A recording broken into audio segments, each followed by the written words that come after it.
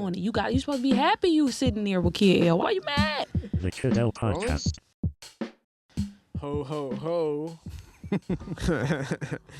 Primo Beats is in the building, man. What's happening? What up, Noel? How you doing? Chilling, dude. We just got to hang out recently, man, and catch up, checking out what's been happening for you lately. And I heard some cool updates from you, but the coolest update I've heard is that Fruity Loops is communicating with you now? Yeah. I ended up getting a product sponsorship from them, which I'm just fucking thrilled about. For those that don't know, that's what this tattoo is, and I got another big one right here. Yeah. But like, I got this throat tattoo, like, I don't know, like a year, 2 years, or whatever ago. Yeah. And I was hoping it would get their attention. Like, someone's gonna notice that I got the FL logo on my throat. And I did for a good reason. You know, I've made a living off it. I've made a bunch of music, a bunch of money. Like, it means a lot to me. You know what I mean? And so I put up a post originally, and then that promo page, I'm Sick Detroit, they did a promo post for me. I didn't communicate, pay them for it. It just came out of the blue, and that post went kind of crazy, right? And they were just saying, you know, Primo's trying to get FL's attention, Image Line's attention or whatever. And one of my buddies, Bolo, the producer, who's like multi-platinum, very well-known producer, he ended up reaching out to me like, yo, like, I got contacts with them. Like, you want me to loop you in? I was like, yeah. And that happened pretty quickly. Like, he put me in an email chain with a representative from the company who I'll leave nameless. The guy asked me for some credentials in my catalog and a little bit of information about me. I sent it out, and they had a contract for me the next day. Unreal. Yeah, I'm thrilled. Like, my whole thing was like, I'll settle for a fucking shirt. Like, I'm not asking for much. Like, just recognize me, give me a high five or something. But to be an official product ambassador for Image Line, FL Studio, it's like, it's super fucking cool. I'm not gonna lie. It's a big feather in my cap. For sure. Yeah. No cap. Can you pull that microphone into you closer? Yoy. Yeah. So the cool thing about that too is you don't have to pay for shit, but you already bought everything, so it doesn't fucking matter. Yeah, I mean, the only thing that I haven't bought at this point is FL incorporated a new cloud-based service, which is basically, it's got like melodies, sound packs, just all sorts of resources for producers, and I am going to get that for free, but I've already bought everything else that Image Line offers. I've owned my software and all my plugins for like years. You know what I'm saying? But again, the gesture's more important than anything, just that they know who I am. They sent me some merch. I got my contract. You know, I'm thrilled. Even if I got nothing out of it but a fucking hoodie, I'm absolutely thrilled. Yeah, dude, fuck that, man. People get, like, you know, they'll pay you to, you know, put an advertisement on your car. Like, if you have, like, a regular car, and then, like, some grocery store wants you to, like, put their fucking marketing advertisement on the car, they'll do it. My stepmom does that. She literally has a big logo on the side of her car now. She gets a monthly check for it. It's the most interesting thing to me. Yeah. Because I went to her house like maybe a year and a half ago for some family shit, and I just noticed like the whole side of her car is a decal, like for like a car dealership or some shit. And I'm like, why is your car like that? And she broke it down like, you know, it's another source of income. They're paying me a couple $100 a month. I just got to drive my car. I'm like, shit. Legendary great. Shit. Good for you. What's been new since the last time you've been on here, bro? Man, a lot. I don't even know where to fucking start, You bro. told me something about Sony when we were having sushi. I don't know. Can we talk about that? Yeah, we can talk about whatever. What's up with Sony, man? Well, basically, you know, I signed on to have BeatStars be my publishing administrator, which is basically a third party that helps musicians collect certain portions of their royalties just to get paid. It's like they take a certain percentage off the top and I get the rest of the money type shit. And through them, I actually get my publishing through Sony. So BeatStars and Sony Publishing are my representation at this point. Legal team, representation, counselors, all that sort of stuff. Jesus Christ. Yeah, man. it's phenomenal. So talk about how that makes it easier for you to facilitate your career as a producer. I mean, it's like I spent the longest time thinking that I really understood how the business side of things work, you know, and I was very confident in the fact that I understood it, but come to find out, I really didn't understand it that well. Wow. You know what I mean? So I ended up getting linked in to BeatStars through a mutual friend that was coming to the hip hop lab and working with Danny and Jake and I. And he was having a conversation with Danny, Jake, and myself about you should come on and sign on with us so we could be your publishing administrator. And I was with another agency. Danny was with another agency. Jake was with another agency. We all kind of just, you know, we all just got with the program, got signed on. And I ended up starting to reach out with questions. You know what I mean? I ended up talking to to a couple people at the agency, but basically they were just advising me about, you know, the proper way of handling contracts and collecting master rights, collecting my publishing and all these sorts of things. And it's just been an incredible resource and just like super educational. Because again, I thought I had it figured out, but I really had a world of stuff to learn. You know what I mean? And now I'm in a much better position. There's still a lot of stuff that I need to learn, but at this point, I'm fully confident handling any kind of dealings with any kind of music at this point, whether it's with an artist, sync licensing, I mean, just any way that I can make money. I have proper representation, both through the label and, you know, the legal team, and it's just made everything just a lot less stressful. Yeah, I can imagine too, especially when you're first coming up in the music scene and everything's kind of just like janky, like you're just like selling a beat, not really knowing how to like get the return on it exactly or whatever's going on, and now there's like a whole system you figured out that's behind what they have offered you, I'm assuming. Yeah, and I mean, it's a general system. It's nothing that's special or unique to me. Right. It's a service that's offered by you can go through Create Music Group, you can go through BeatStars. Like, there's a bunch of agencies you can use for this. But the bottom line is, like, you know, for the longest time, I was under the impression that these relationships I'm building, like, are like actual friendships with people. Like, the business is going to take care of itself. Everything is going to be fine. I'm going to get my money when it's owed, my front end, my back end, everything. And it simply wasn't the case. Yeah. And what was happening was it was causing me to be angry with people and have all these negative emotions, and at the same time not exactly know what to do about it except bitch to my friends about it. You wouldn't believe what such and such did, or such and such is lagging on paying me, and blah blah blah. And just having that legal team and that label representative, a publishing administrator, to go between me and the parties that owe me money and the publishing entities that owe me money, it's taken any emotions out of it. It's all business, and it doesn't matter how deep a friendship I may or may not have with the people I'm doing business with, because, again, I'm represented. Right. When you have stuff streamlined, especially when you're dealing with transactions at like a high volume, you need to have a system. Because then you're just going to be a guy who's constantly dealing with chasing. Like, you don't want to be a fucking producer and a debt collector. Like, that's the most annoying shit. When I used to shoot music videos, it's like you would shoot the music video and then you'd have to collect the rent, basically. Like, all right, where's the rest of the payment for the video? It's like you spend 75% of your time trying to get the money, and then a lot of the time trying to get the video coordinated and everything like that. It's like, what the fuck are you doing with all your time at this point? And it can sully the relationships as well when you got to be like a debt collector, like you said. You know what I mean? When we're in a creative process, I want the process to be fun. I want it to be fruitful, but I don't want to have to get in the middle of it like, yo, by the way, you owe me, you know, $5,000. Like, when am I getting my money? How are you paying? Like, I got lawyers for that. Let them do that part. I'll do the fun part, and they get their cut off the top. Legendary, dude. It's beautiful. Fucking legendary. You know, I hit 90 days of sobriety, bro. For real? Yeah. Good job, and bro. I think, where are you at? Almost 2? Where are you at right now? I was at 15 months 7 days ago. Cool, man. So coming up on a year and a half. How has it been so far, man?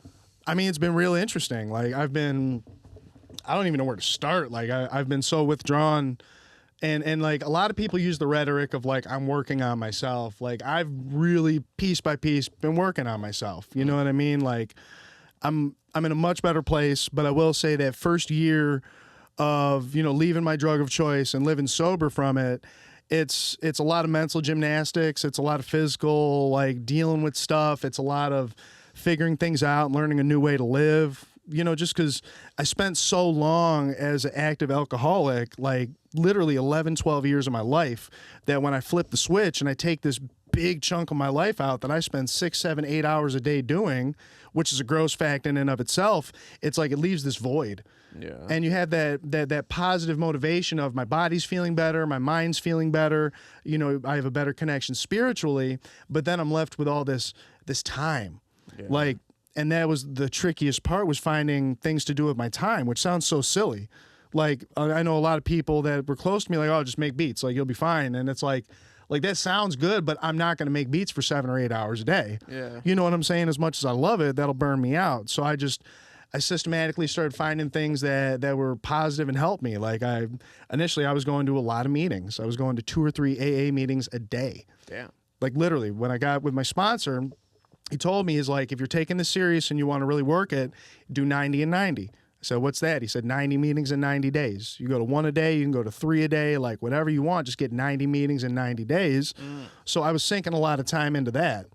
You know, I rekindled my love for cooking. I spent a lot of time in the kitchen. I stopped being such a sloppy fucking piece of shit. I started cleaning everything, my car, my house, everything, immaculate. Like, Yeah. it was just, it was an interesting transition that first year. And I'm in the second year, and it's just like, now I'm just starting to enjoy it. For anybody who's like thinking about kicking it, like in retrospect from day one, was it the right decision for you?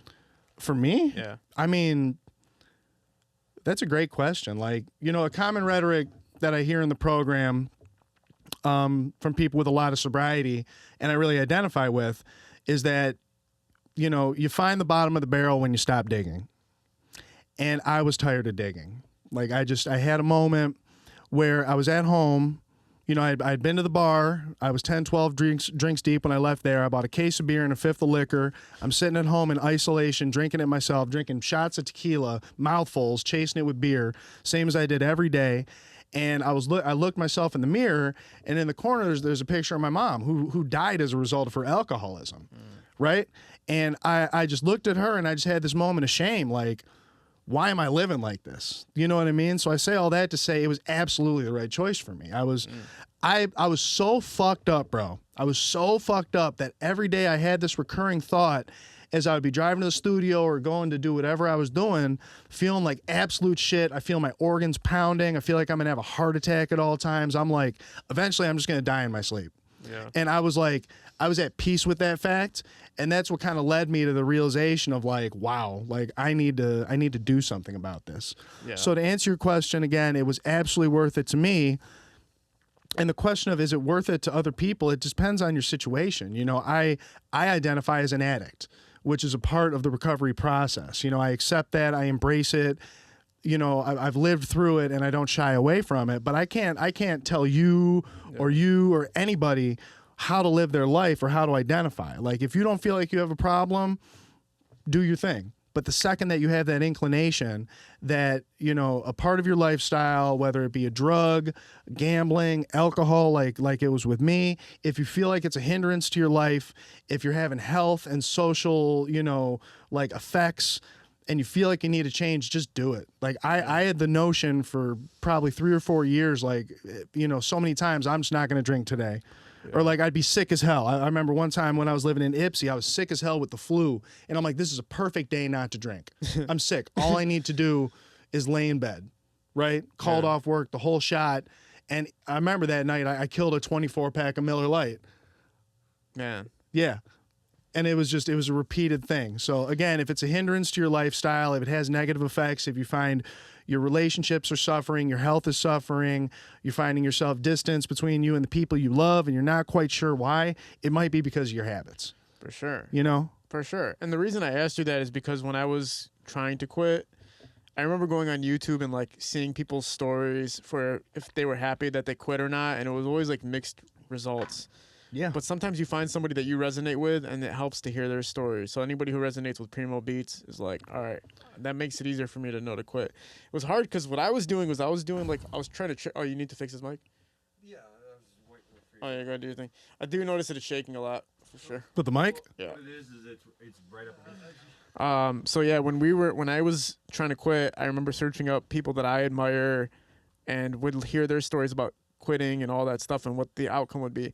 The Bert Kreischer story always killed me because Bert Kreischer is a comedian I really like. And on YouTube, there's a whole video about why you should drink alcohol, or like why he loves drinking alcohol. And that actually got me back into drinking when I had quit for 2 weeks. So then I started going. What was his reason? I've never seen this. He doesn't say that you should keep drinking, but somebody asked him if he'll ever quit. And he said, look, man, I'll never quit drinking. He's like, I love when you go to a restaurant and they said there's bottomless mimosas. He loves hearing the clink of beer between friends. Hell yeah. You know, it's like a first kiss for him every time he pops open a bottle, which is like how I felt when I used to drink too. Like, yeah. You know those days where you used to just come home and just be like, that first sip of fucking tequila and your whole body shivers and you're just relaxed and you get into your zone and shit. Yeah. I do miss that, but at the same time, there's so many other things I don't miss. The biggest thing that made me quit is I just hated feeling out of control. Like, I love having 100% control of my mind, my body, my actions, how I'm feeling. I like having control of it. And so alcohol would knock me off that point. It's almost like I would poison myself and I can't even like continue with the rest of the day. Like one thing is, you know, people like if I play a sport like basketball, I love to be clear-minded as fuck when I play basketball. Now, some of my friends like to smoke weed before they play or have a drink before they play, but I like to be clear-minded because I want precision in what I do. Yeah. If I don't have precision in what I do, then I'm not interested in it. So I think because I started getting more serious with my life and my business, I wanted to be precise with my business and my life, that any type of interruption, whether it be alcohol or smoking or any type of drug, would make me feel like I'm not in control anymore. And I wouldn't like it. So that was a humongous reason for me quitting. And that's interesting because, like, you look at the different reasons that people give up a drug of choice. Like, we're two different case studies. Yeah. You know, the same basic result, but two different things. You had internal kind of like, you know, moral compass reasons for the way you wanted to live your life. You know what I mean? And I kind of had that, but I mean, really, I was going to die. Yeah. So it's like I needed to change something, but all paths eventually lead to the same thing if you have the same intention in mind. Yeah. And I talked to a lot of people about this. Like, you know, I've been very public about my journey in this. And the reason for it is I wanted to be someone that people can feel comfortable reaching out to, and I'm going to protect their anonymity, and I'm going to give them a point in the right direction. Like, I'm not going to wipe your butt for you, but if you need help, like there's a saying in the program that I love is when an addict in need reaches out for help, I want the hand of AA to always be there. Yeah. And that resonated for me. I'm like, I want to be that guy. You know what I mean? Yeah. So it's like, it's been so poignant, and I gotta be really clear. Like, I don't want to feel like I'm grandstanding. Like, it's normal to drink. You know, alcohol has been a part of society for a lot longer than any of our families have existed, generations and generations back. People have been fermenting and consuming alcohol for a very, very long time. And normal people with impulse control that don't have addictive personalities, they can have a drink or two and move on and do whatever they want. Like, I don't feel like it's a negative in life. You know, if it affects your life negatively, it is. But for 99% of people, you can have a drink. Yeah. You know what I mean? Yeah, for sure. Nobody's knocking, like, don't drink or anything. It was just, we're not the type of people that can consume it and be regulatory with it. Like, it's like all or nothing. We're going to keep fucking drinking. Yeah. The only thing that I did notice, which is fucking insane, so when you quit drinking, you know, every week is a different set of feelings, emotions, and internal consciousness for me. So What do you mean? Basically, dude, I was chilling with my girl. Like, this was like week 3 of I quit drinking, okay? My brain started normalizing. I started having more clarity. Shadows started disappearing. Clouds started disappearing from my mind. I was able to just feel life after like week 3, right? But then I had a like internal freak out. I had like a midlife crisis, even though I'm fucking young still. Yeah. I basically freaked the fuck out because of the fact that I've been drinking for the past like 17 years, I never was really conscious of what my day-to-day life was and where my life took me. Because I was always drunk all the time, right? Right. So now that I'm sober, it's like I told you, it's like you're spinning in a car and the dust is flying everywhere, and then the car stops and you get out and it's like, oh, where am I?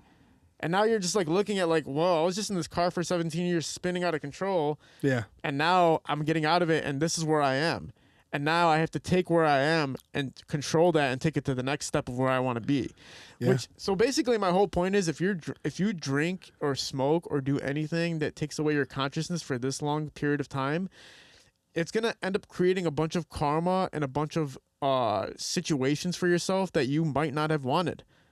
But when you're drunk all the time or when you're intoxicated for a majority of your life, you're going to end up most likely in accidental situations. Yeah, it just kills your awareness. Yeah, that's It's what just it did. basically what you're saying. Like like a recurring theme when I was actively in addiction, and this is not, I'm not unique or special. I really got to say that. Like, I've been to, at this point, I feel like close to 1,000 meetings, and I'm very similar to everybody that I've met in them. And one of the commonalities is waking up in the morning with uncertainty and regret because you don't remember what you did last night. Fact. For me, it was this thing. I'd wake up and I'd look at my texts and my DMs, and I'd see these conversations I was having with people and saying these audacious things. Like, I mean, literally, my baby sister, the most patient person in my life, a great model of sobriety, a great person. There's been multiple times where I would wake up and I would see a text from her saying, hey, I can't deal with this. I'm blocking you and I'll unblock you at 6 p.m. tomorrow. Call me if you're sober. Damn. Yeah. And that was like a recurring thing. Like, I would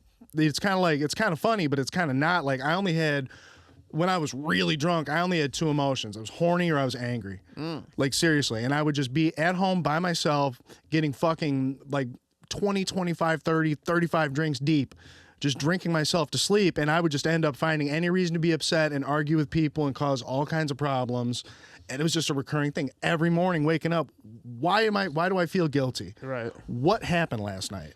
You know what I mean? Yeah. But to tie into what you're saying, once you take that out of your lifestyle and you just have this clarity, I mean, not only do you save yourself the hassle of going through these negative situations and sabotaging relationships, but it's easier on your mind and body. Like, you know, true serenity is knowing what's going on in your life and being accountable and understanding the choices you've made and the things that you've said 24/7, 365. Like for me, that's a big part of my serenity. Facts. You know?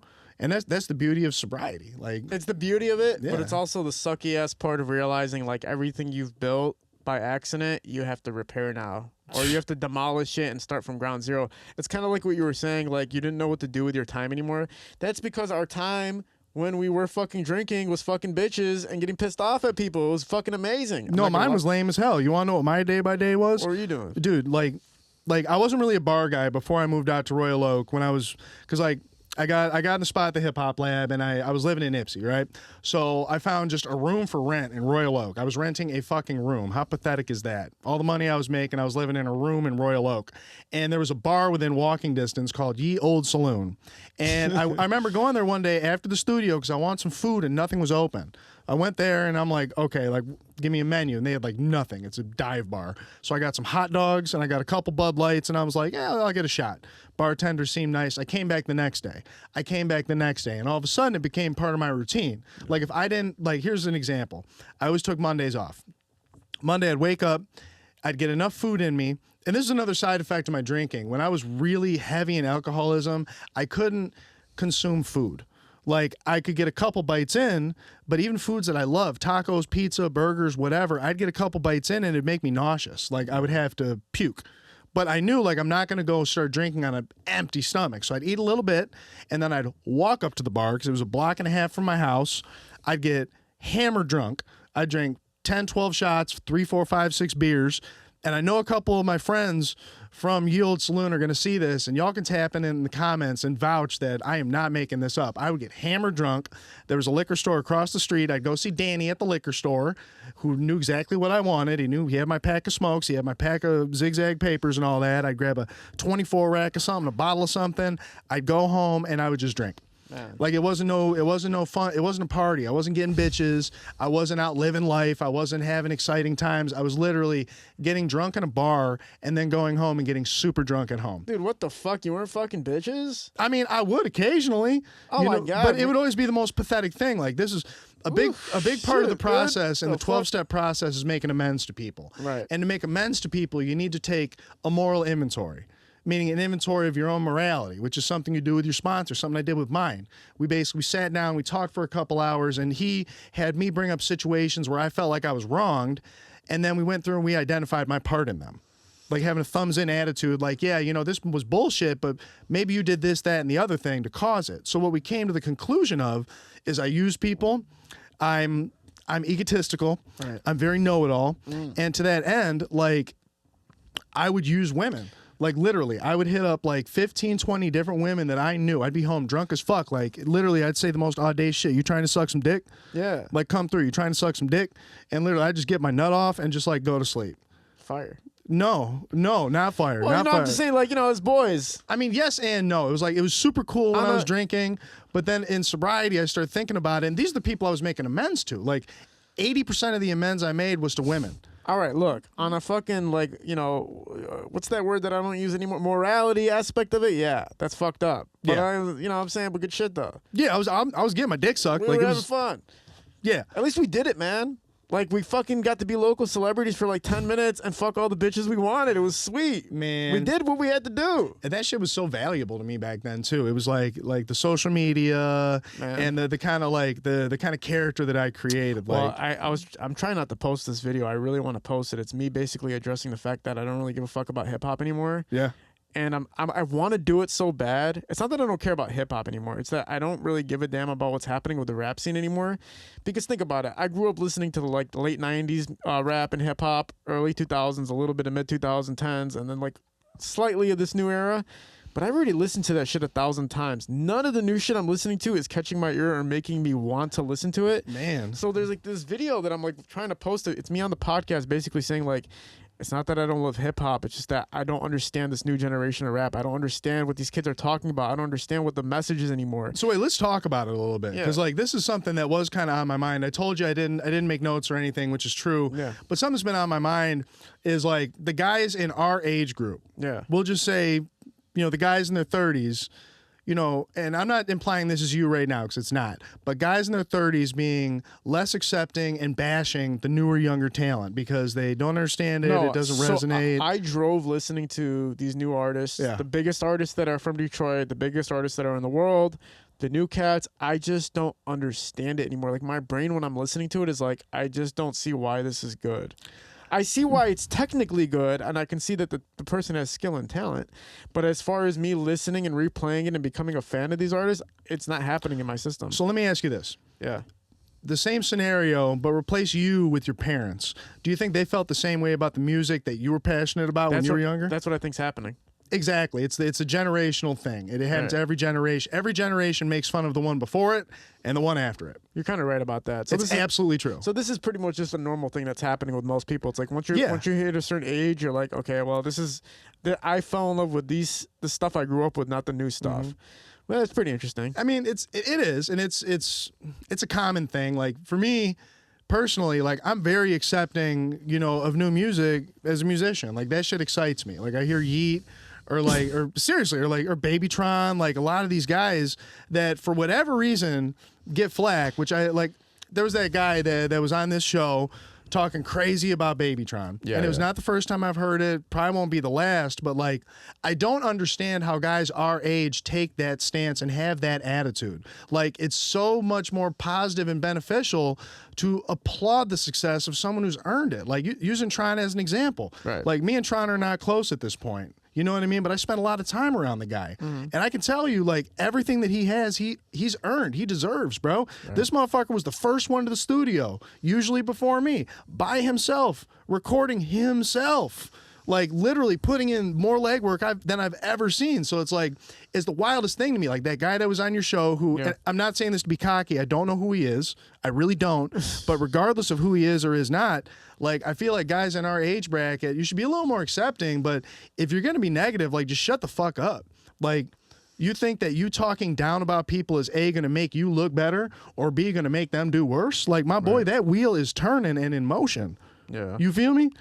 Yeah, it's like almost irrelevant to even have for him. It's to cringy. Really it's embarrassing. I would be goddamned if there's a 15-year-old producer out of Detroit that's killing it, making waves. You think I'm gonna be up here like, no? Don't get me wrong. Fuck that kid. Don't get me wrong. From my point of view on everything in life, I don't look at somebody like you fucking suck or you're not good or why are you successful. It's more just I don't. The sound doesn't make sense to me, but it doesn't mean I'm gonna bash somebody.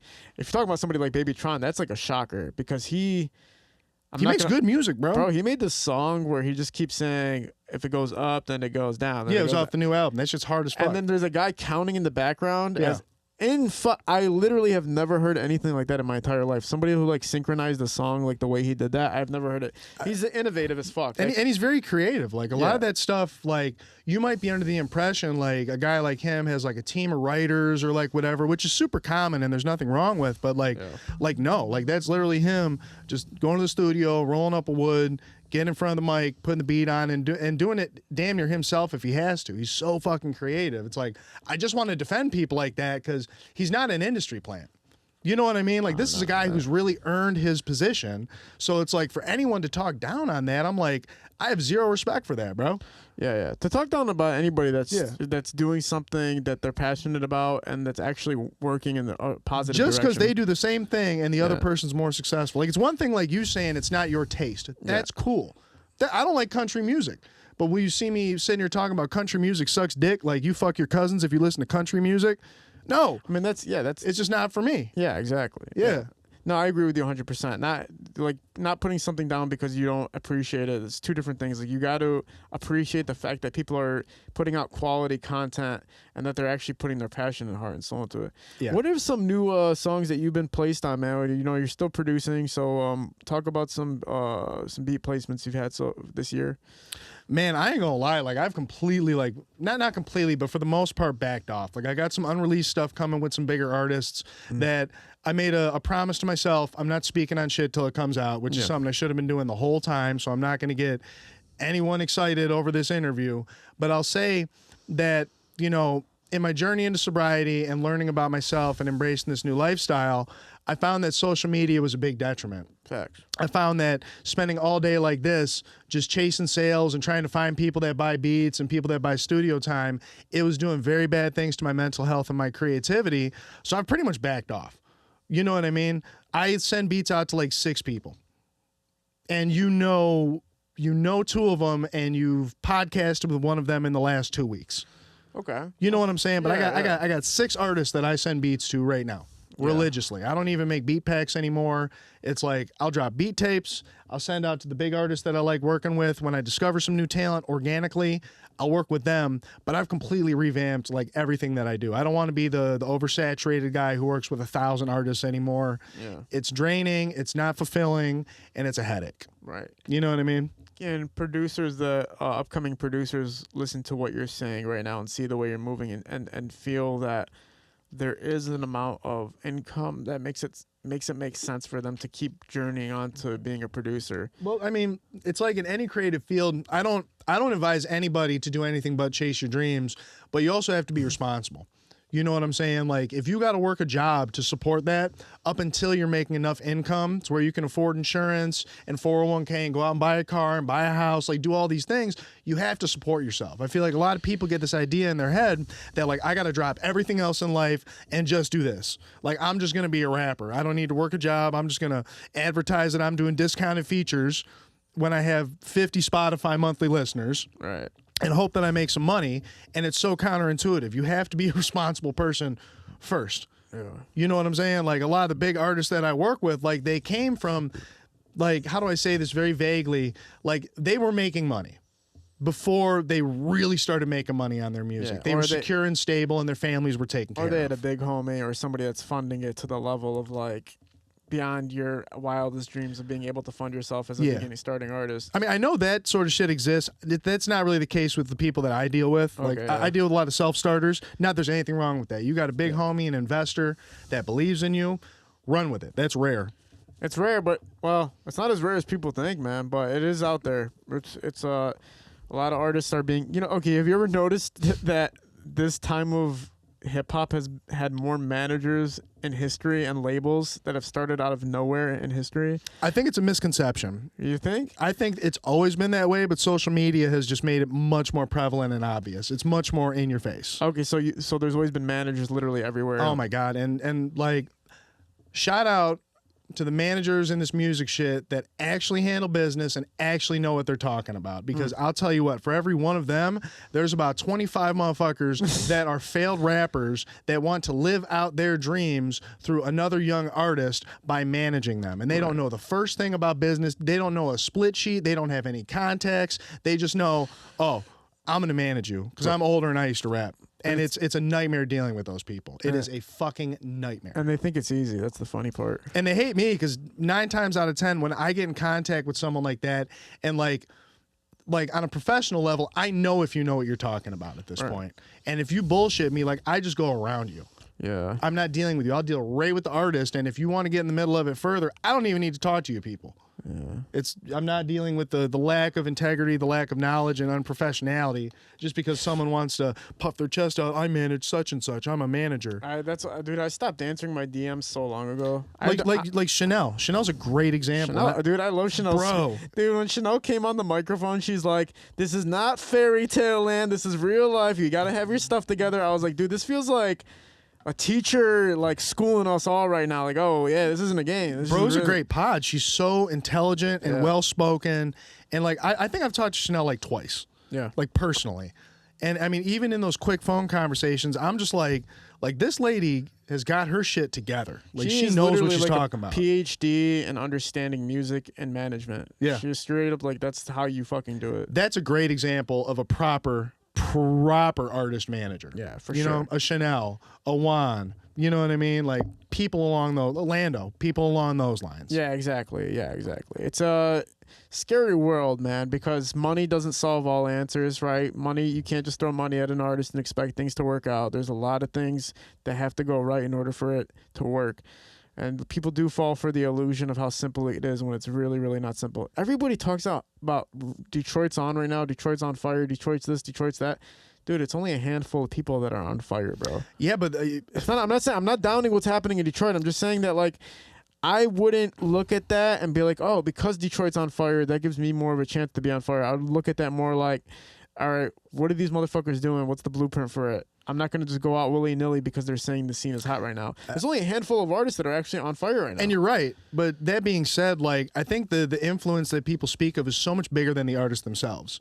Like, when you look at, you have artists out of, you know, every corner of the United States, Canada, Russia, Ireland, like, literally rapping on our type beats, rapping our style of cadences. Like, even though it might just be, and I'm just throwing a number out there, like, let's say a dozen guys, a dozen artists that are really doing big business out there, getting big streams, their influence is so huge. Yeah. It cannot be understated. Like, you know, guys like us that, you know, we bump into these guys, we have relationships with these guys. Like, it's easy to make it like, oh yeah, it's just these guys. But if you open your eyes and look at the grand scale of things, like, Detroit's influence is so much bigger than just the artists and the producers that are coming out of here. Like, our sound is pervasive throughout the entire industry. You know how much music I listen to?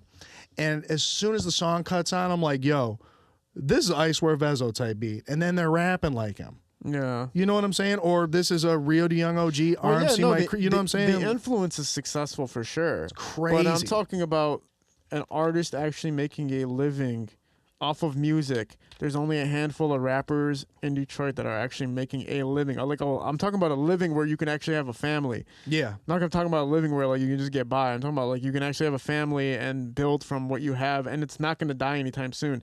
Only a handful of people. So that is that should be scaring artists that are half foot in, half foot out. That should make them commit more to, like, okay, if I really want this, I have to treat it like it is a job. I have to apply myself like the way they're applying themselves. Yeah. And the thing is, they're fucking around so much. It's like, you can't be fucking around this much.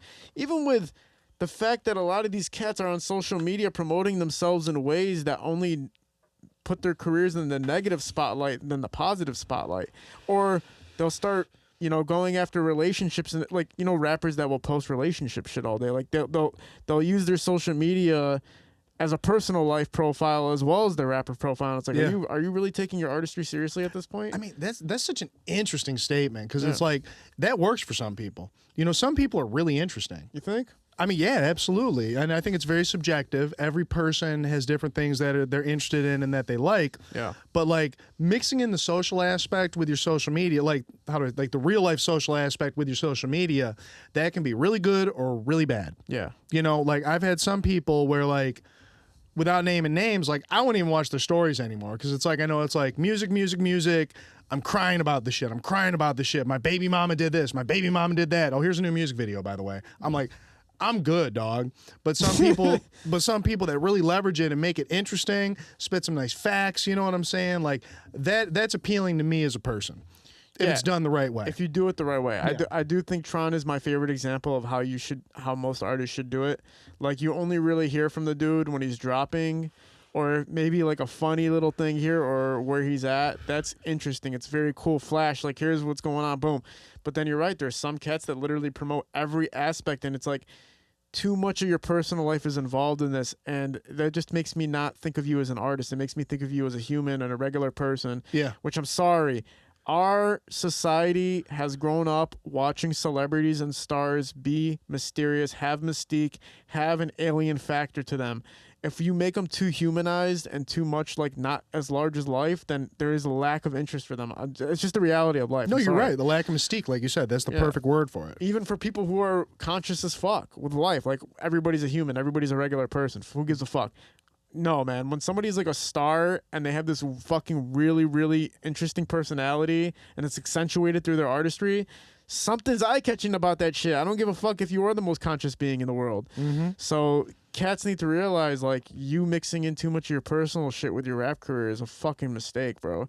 And then when directors do it, it's even crazier. Like when people, What do you mean? What do you mean? Like, what do you mean when directors do it? Even like directors and producers do it, it's even more trippy. Yeah. Because it's like, what the fuck? You're supposed to be selling. You're supposed to be shooting music videos, man. I don't want to hear about how your baby mama stole your car and shit. You know what I think is happening, and it's really interesting because like I'm damn near guilty of this myself. What? Like just like with the personal life and the social media and all that. Like it's something I embrace. It's part of my mission, but what I've noticed is like, especially on the artist side of things, especially on the newer artist side of things, you know, they're emulating successful artists, which like, I don't blame you. If I open a restaurant and I don't know much about the business, I'm going to look at other successful restaurants. I'm going to go there and dine. I might strike up a conversation with the owner or the manager. I'm going to learn about that. I'm going to try and embed it within myself. But a lot of these guys are just chasing the end result. Like, you know, for the feature thing. And I think it's great that artists sell features. It's great to have another stream of income if you're in demand, but a lot of guys are shooting themselves in the foot by doing this. You know, coming out the gates, you've been rapping for 2 months. You have, and I'm not even trying to talk down. I'm just giving just a plain Jane example. You've been rapping for 2 months. You got 3 songs out on YouTube, not on DSPs, and you're talking about I'm running deals on features. Like, not only does it devalue your brand, it makes people not want to work with you. Right. Because at that hungry development stage, like you need to be hungry and you need to develop. But again, a lot of people are just focusing on the end result and forgetting all the shit that happens in the middle. It's like the staircase analogy. I was talking to someone about this the other day. Like, if you look at a staircase, 12 steps, right? Just hypothetical number. If you try and jump to the top of the staircase, you're going to fall flat the fuck on your face. Fact. You need to respect and take each step. And then when things are appropriate and they're supposed to happen and you do the right thing and work hard, then they happen. Yeah. But a lot of people are shooting themselves in the foot trying to force the issue, just emulating the end result of successful artists that they see. Facts. You know? Yeah, it's exactly what you're saying. It's like when you're staring at somebody that's already successful and trying to emulate what they're doing. I want to do that too. Yeah, you're not realizing that you haven't built that story for people to give a fuck about what the hell you're doing. Yeah. That artist that is doing that you're looking up to has built the story, years and years and years of a story. And then people put themselves in a box where their ego checks them because they said, I've already come to this point, so how can I make a concession and say, you know, oh, I'm just trying to work with anyone, let's split the studio time, or like, yo, any shows going on, open mics I could play. They don't want to degrade themselves because they've already put themselves out. Like, no, I've made it, this is how I'm handling things. So taking a step back in their mind is negative, when it's like, that's where you should have positioned yourself in the first place to be successful. You know, it just all goes back to hard work, man. If you're working your ass off, you have no problems. Like, just keep working, stay cool, keep working, network, and nothing can go wrong if you just keep working. If you start getting involved in all this egotistical thoughts and all these, like, profit schemes and everything like that, you really, really just change you're just changing lanes and you're going on the wrong exit. And you're devaluing yourself. Just stay on the highway, man. Like, just slow and steady. You'll eventually get where you need to get to without having to do any of the bullshit. Look at, like, I know we keep going back to the to Tron, but that's the facts.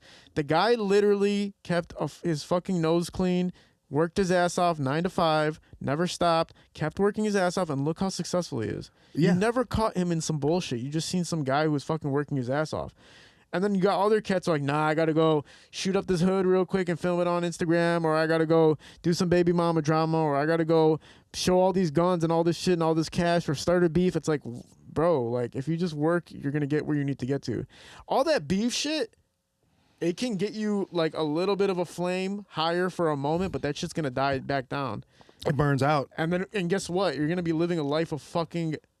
You're looking over your shoulder every day with that flame that you fucking keep trying to reignite. Yeah, ultimately, negativity is short-lived and doesn't really bring any long-lasting wanted results. Yeah. It might be fun in the moment. You might be fired up and emotional, moving off of pure emotion. Fuck him, fuck them, blah, blah, blah. I'm guilty of this myself.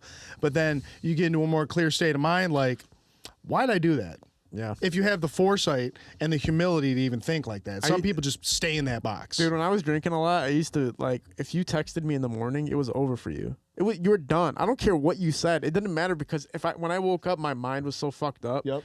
Any text I read was like a negative text. Like somebody could be like, "Hey man, I hope you're having a good morning. Just wanted to make sure you're coming on the podcast today." I'm like, "Oh, so you want to make sure that there's a podcast tonight when I already told you?" And it's like I fucking go off on them, and then like 6 hours later, I'd have to apologize. Like, "Yeah, my bad, man. Yeah, pull up on me." Like that your ego can get to you at a fucking certain point, and it's like I'm now in a total reset phase where it's like, bro, just treat everybody cool. Just be fucking cool, man. Like. You checked me multiple times. I remember multiple times you're like, yo, chill the fuck out. Like, chill out. Like, relax. Even when I used to do music reviews, you used to be like, bro, like, just chill the fuck out. Man. And it finally caught up to me where, like, now I'm realizing, like, dude, just cool out. Work your ass off. It's all going to work out if you work your ass out. But, like, to a fucking lighter note, man, because we're fucking pissed right now. What'd you get for fucking Christmas, man? What I didn't get much, but I mean, I put on my story yesterday, like I don't really expect presents at my age. I'm cool just getting gifts for the people I love. But I got a really nice like music thing. It's like sheet music, like I can hang on my wall. And my aunt got me 3 bags of super high quality granola. Okay. And I'm thrilled. Oh, and my girlfriend made me a custom like tumbler. She like makes tumblers. She got a whole rig at her house, and it's like gorgeous. It says Primo Beats on it, which is really nice. And that's what I got. And I got an Amazon gift card. Dude, I thought you meant Tumblr, like the fucking porn app, man. I was like, what? What the fuck is Tumblr, bro? What?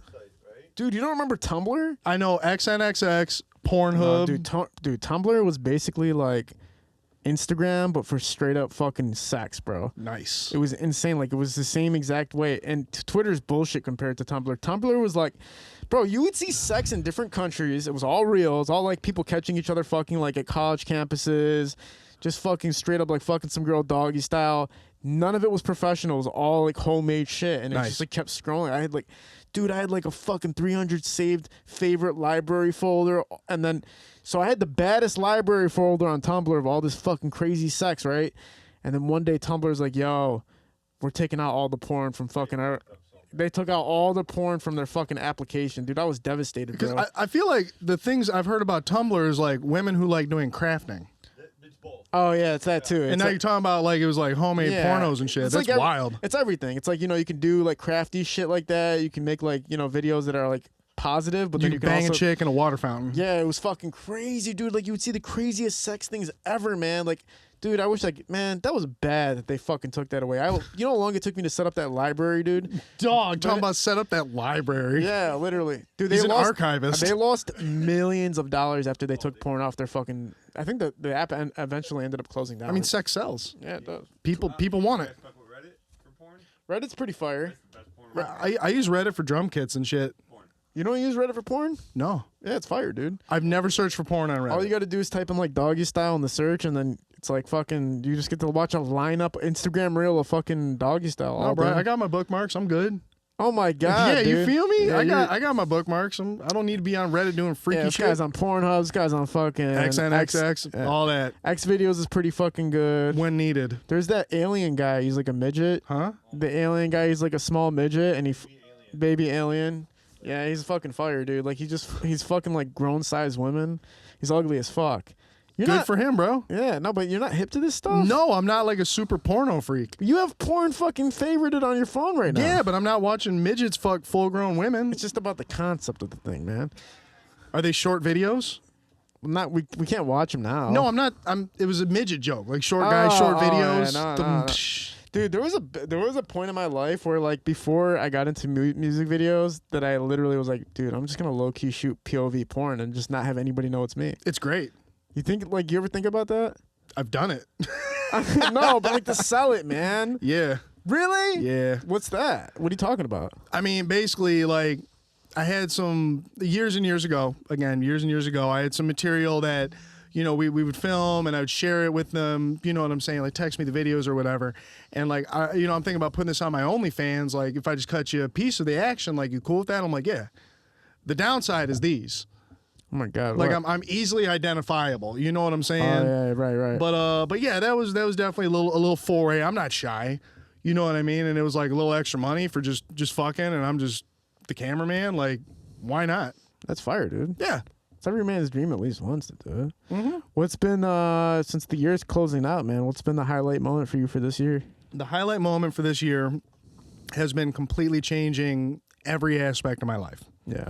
Like, it was a systematic thing that I did without thinking about it. It was kind of instinctually, like, piece by piece, I started eliminating things in my life that were tied to my life in alcoholism. Like, first I got a new car. I got to get rid of this car I've driven drunk thousands of times. You know, it was, I need to move into a new spot. I got a new house in a new neighborhood far away from where I was living. And, you know, alcohol will never make it in my door. The bed, I got rid of my bed. That was the most psychotic thing. Like, the day I was moving, I'm like, fuck this. I just left my whole bed on the curb. It's like I slept on this thing drunk 1 billion times. I don't even want it. All the bad choices I've made on this bed. Like, systematically just changing everything to where, like, days like today, I wake up 5:15, 5:30 in the morning. I make my bed, I clean up my couch, I make breakfast, I do the dishes, and I just stand there for a second and I look at my situation like, this is nice. Like, this is really nice. Peaceful, serene, honest. I don't have problems with people. I don't have things dangling over my head or like feelings of guilt. Like, that's been the best part of the year. You know, and that's why I've really withdrawn from like going to studios and doing stuff like that, because this has been my only focus. Yeah, it sounds like what's the word for it? Like peace and ease? Serenity. Serenity. Serene. Serene. Yeah. Yeah, that easefulness, man. You can't buy that shit. You have No. to do the hard work. Mm-hmm. And I mean, I think the other best thing was just like the realization of, I mean, the Serenity Prayer, and it reads as such, like, God, grant me the serenity to accept the things I cannot change, the courage to change the things I can, and the wisdom to know the difference. It's like, it's easy words to learn and regurgitate, but the more I thought about it and started like living it, it makes life so much easier. Like, I'm just worried about keeping my lawn clean. Across the street, my neighbor to the right, my neighbor to the left, like, I'm not worried about all that. I control the controllables. I'm cleaning up my own situation. You know what I mean? The serenity to accept the things that I cannot change, which is so many things in life. Like, sitting there being mad at people about shit that you have no control over, or like things that have happened, like, I wish it was me, and like all these things, like just learning to eliminate that whole thought process. Yeah, I mean, that's what yoga is really all about, because fundamentally what our mind is half of it is our imagination and half of it is our memory, right? So you're constantly battling with your memory and your imagination. That's why if you stay present, neither your imagination or your memory can interfere. They can only be added in a positive way when you decide that you want to use your memory and your imagination. But if you're using them to destroy yourself, then you have to work on that. You have to figure out what the problem is. I go through that all the time. Like, I'll be mad about something somebody did. What you're doing there is you're using your memory of what this person did, and then you're using your imagination to think about what you want to do to them or what the situation is. When instead you should go, how about I just sit here and relax and enjoy the fact that I'm alive and I can control what the hell I want to do right now at this very moment. And think it through. Like, what do you do to yourself when you act on those thoughts and you have those thoughts? You put yourself in a position where if you're a decent person, you owe an apology, you owe an amends.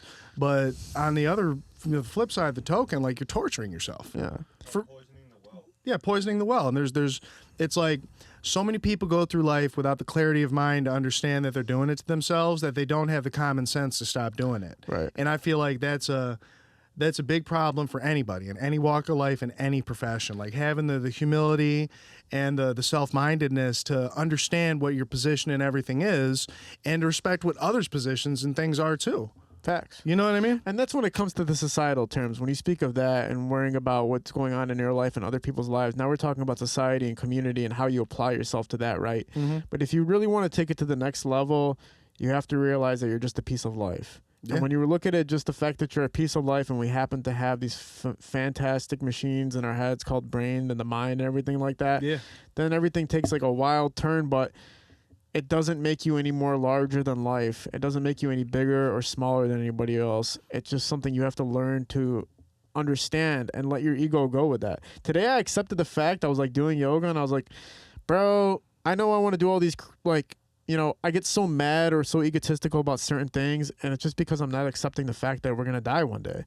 Yeah. If you accept the fact that you're going to die, you're like, but it just can't be the end, like the end without me doing this and whatever. It's like, dude, just relax. Don't make your life that big of a fucking deal. Don't make it so much of a big deal that you're like constantly miserable because of the fact that you think you need to go accomplish this insane thing that doesn't really fucking matter at the end of the day. I'm not saying don't go after your passions and your dreams and don't try to accomplish things.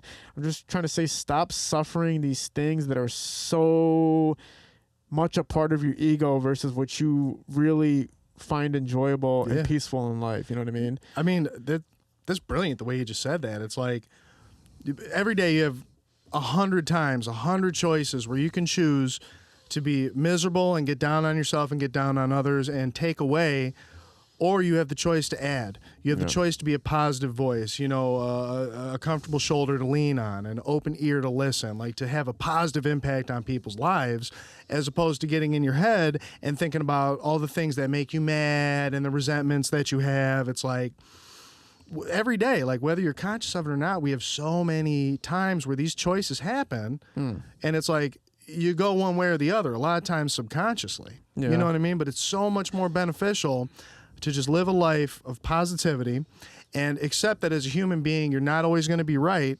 And when you're wrong, own it and own up to it. Have a thumbs in attitude. Like that's been a big part of my program, is understanding like sometimes bad shit happens to me, but 99.9% of the time when something bad happens, it's this guy's fault. One way or another. You know what I mean? So I just eliminate that negative out of the equation, be a positive person. And like you said, our lives are fleeting. We are here for the blink of an eye. Yeah. You know what I mean? So do you want to really make a bad impact or a good one? Exactly. You know? It is going to end. Yeah. Unfortunately. Yeah. Do like you just said though, bro. Do what you can with it to make it a more positive thing than a negative thing. I always think about this, man. Like, don't be like a person that's better off dead than the person that's better off alive. Fuck. Like, fuck that, right? Like, I know somebody in my life that I used to think about that. Like, I was like, dude, like everything you touch, fucking turns into misery. Like, you're better off not. And I used to always look at that guy like, dude, just flip the switch, man. Like all you have is a bunch of money, and your family would be better off with that money than you existing and doing what you're doing to the people around you. Not to say that somebody deserves to live or somebody deserves to die, but definitely don't ever make it a thought in somebody else's mind that I really wish this person wasn't alive, because a lot of people wish that about that person. Don't make it about you. Don't make it about you. Anyway, now the negative stuff's more. Fucking Primo, is there anything you want to promote or anything coming out or people need to know about? I mean, you know, Q1, Q2 of 2024, I got some things in motion. I got some things that I want to make happen, and I'm finally in the position to do so, but I ain't got too much to say, bro. I've been really leaning back away from the whole Primo Beats thing, being less Primo and more just being Dante. My boy. You know what I mean? Like, I feel like fundamentally, like, I'm a good person, and I'm finally starting to embrace that and live that way. So it's like, you know, the world can have Primo all they want. I'm just worried about being the best damn Dante that I can be right now. I'm on the same boat with you, man. I'm on the same boat with you. Primo, Dante is in the building. Happy holidays and bullshit like that. We're out. Parallel Sound Studio, High Low Visual Shootings Productions. Peace.